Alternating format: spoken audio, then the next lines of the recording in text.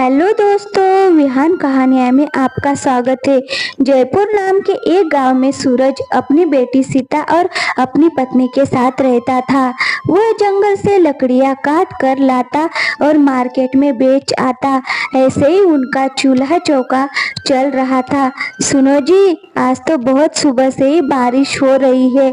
आप जितनी भी लकड़ियां लाए थे वह सब तो गीली हो चुकी है।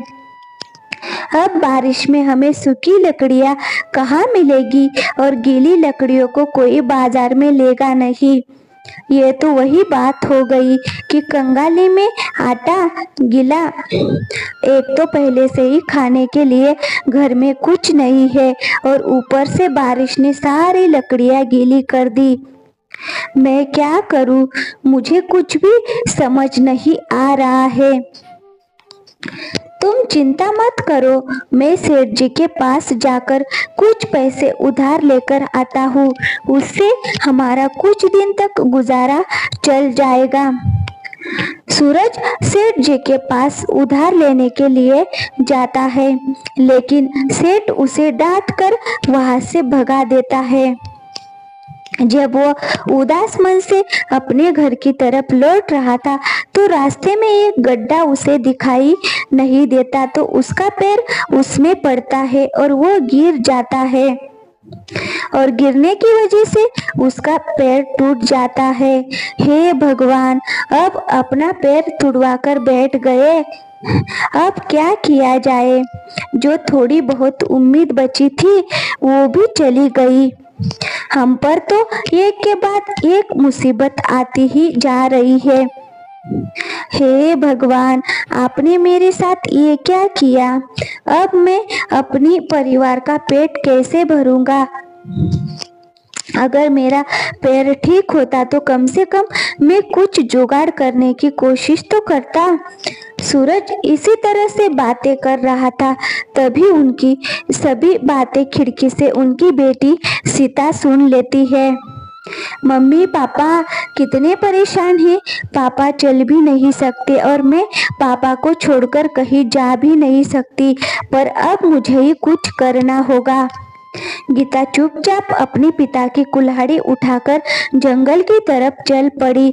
गीता जिस जंगल में जाती है दरअसल वह जंगल जादुई होता है, लेकिन ये बात गीता को बिल्कुल भी पता नहीं होती और गीता उस जंगल में चलते चलते बहुत दूर आ जाती है और कहीं खो जाती है। अरे, ये जंगल तो बहुत घना होता जा रहा है।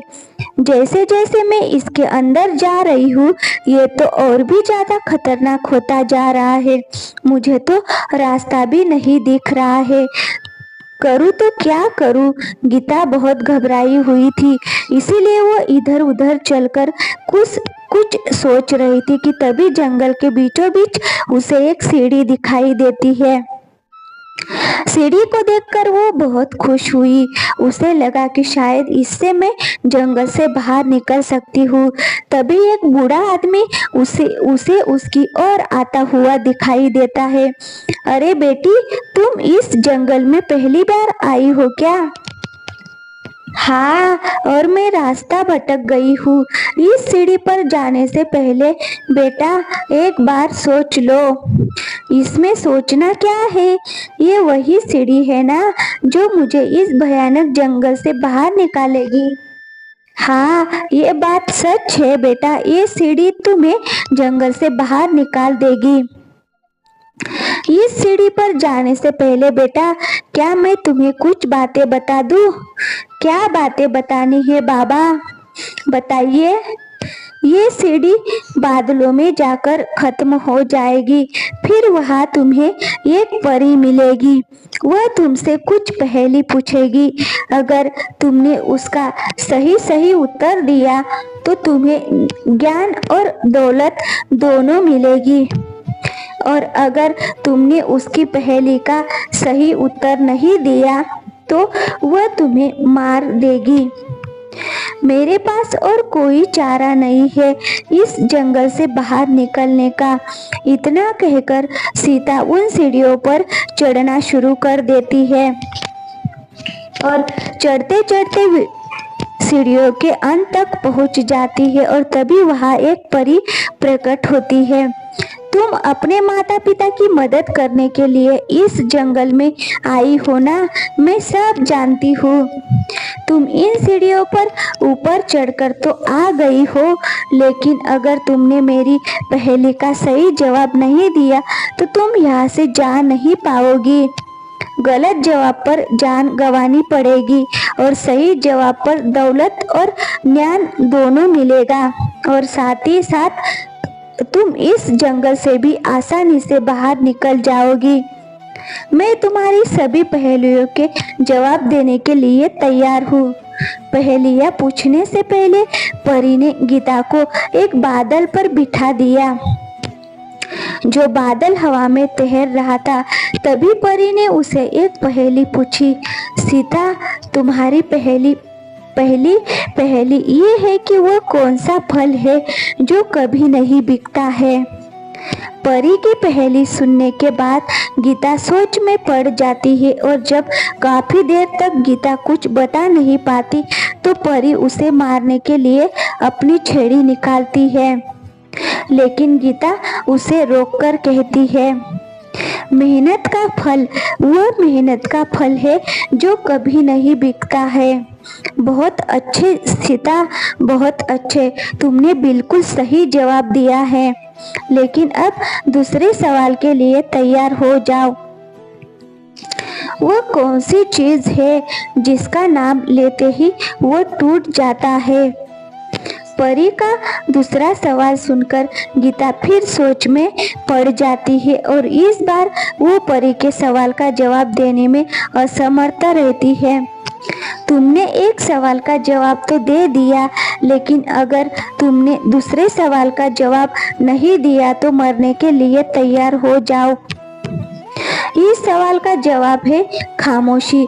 खामोशी ऐसी चीज है जिसका नाम लेते ही वह टूट जाती है। ठीक है सीता, तुमने इस सवाल का भी सही जवाब दिया है। अब तीसरी और आखिरी पहेली सुनो। कौन सा अंधेरा है जो रोशनी से बनता है? गीता एक बार फिर से गहरी सोच में पड़ जाती है। फिर अचानक से वह नीचे की तरफ देखती है और तुरंत बोलती है, इस सवाल का जवाब है परछाई। वो परछाई है जो रोशनी से बनती है। शाबाश गीता, शाबाश, तुमने तीनों पहेलियों का बिल्कुल सही उत्तर दिया है। मैं तुमसे बहुत खुश हूँ। ये जंगल किसी को भी आसानी से बाहर जाने नहीं देता, लेकिन तुम्हारी सूझबूझ के आगे मेरी पहेलियाँ हार गई। परी उसे बहुत सारा खजाना देती है और उसे उसके घर पहुंचा देती है, और उस खजाने से उनके घर की परेशानियां दूर हो जाती है। इसके बाद ये कहानी यहीं पे खत्म हो जाती है। अगर आपको कहानी पसंद आई हो तो वीडियो को लाइक और चैनल को सब्सक्राइब करना मत भूलिए। Thank you.